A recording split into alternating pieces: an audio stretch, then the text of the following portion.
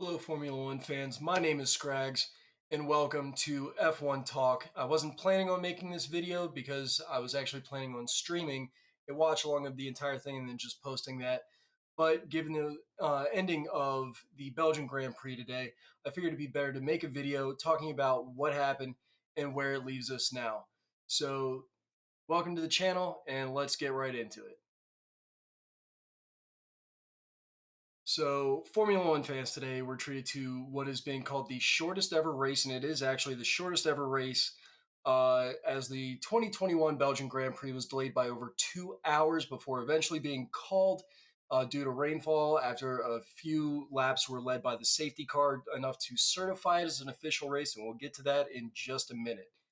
My name is Scrags, and let's talk about what happened. Uh, this race will definitely go down as one for the history books, and not exactly for the best way.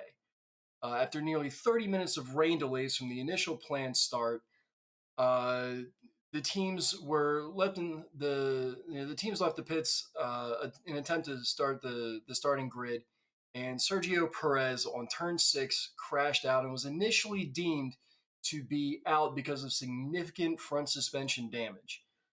He would later return, as Red Bull played some trickery with the rules, finding a loophole that allowed him to actually get back in, although it ended up being for nothing. We were then treated at that point to nearly 2 hours of further delays, with drivers like Mick Schumacher, Daniel Ricciardo, George Russell, all doing their best to keep the rain soaked live crowds entertained. Daniel Ricciardo, love the guy, even got the crowd to do a Mexican wave. So you got to enjoy that at least a little bit.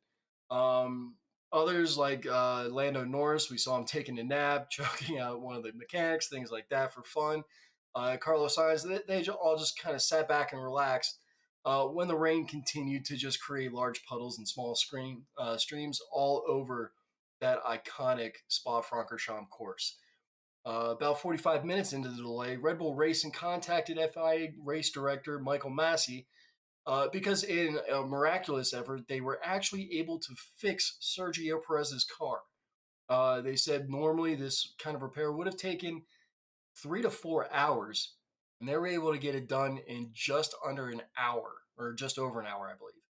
Um, and so eventually, the FIA, the stewards, allowed him to rejoin the race starting from the pits. And I'm sure there will be a lot of discussion in the coming days about whether or not that was the right call and whether or not something like that we could see happen again, or if it will be messed with in the sporting regulations or in the technical regulations moving forward. Uh, I'll put on more videos as more comes of that. We'll see what happens. Um,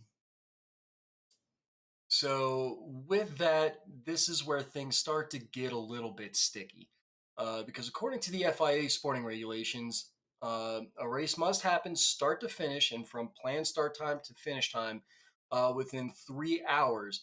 But all it takes to certify that a race has happened is the completion of 2 laps. And it doesn't matter if those laps are under safety car or not. Although any race, quote unquote, that has less than 75% completion of the planned laps would only garner teams half the points that they would normally get. So now we have a weird situation where we have half points in a championship. What in the hell?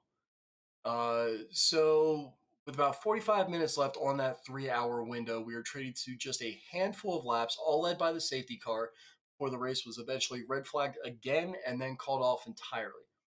So, with all of that being said, what does this mean? Well, the drivers' race is now tighter than ever. Hamilton now just three scant points ahead of Max Verstappen, who has had a string of bad luck the previous two races, crashing out and then being heavily damaged and only managing a P10 in Hungary. So that's going to get interesting. It also means that now Red Bull is now only 7 points behind Mercedes in the constructors' title as well. But on a positive note, because there are positives to be had with this, we got George Russell on the podium in P2 thanks to a blistering qualifying lap yesterday during Q3, which put him, I think it was only about 3/10 behind Max Verstappen for the pole. So he could have won the race. and amazingly 13/100ths ahead of Lewis Hamilton. It was very, very tight there.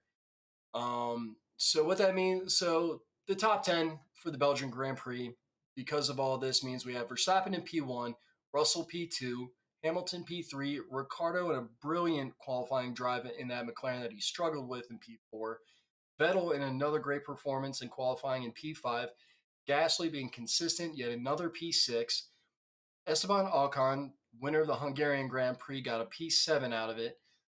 Charles Leclerc in P8, Latifi P9, and Carlos Sainz making up that final points position in P10.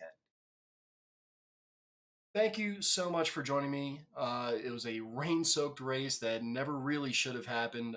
Even I don't even think that the 2 or 3 laps that were led by safety cars should have counted. But if you want to see more contact like this, feel free to hit the subscribe button down below. Leave a comment. Let me know what your thoughts were on it. If you want to see more content like this, hit that thumbs up. It really helps. We're a brand new channel, brand new Twitch, and everything else. So the more we can get out there, the more we can give you the content that you want. My name is Scrax, and I'll see you next week.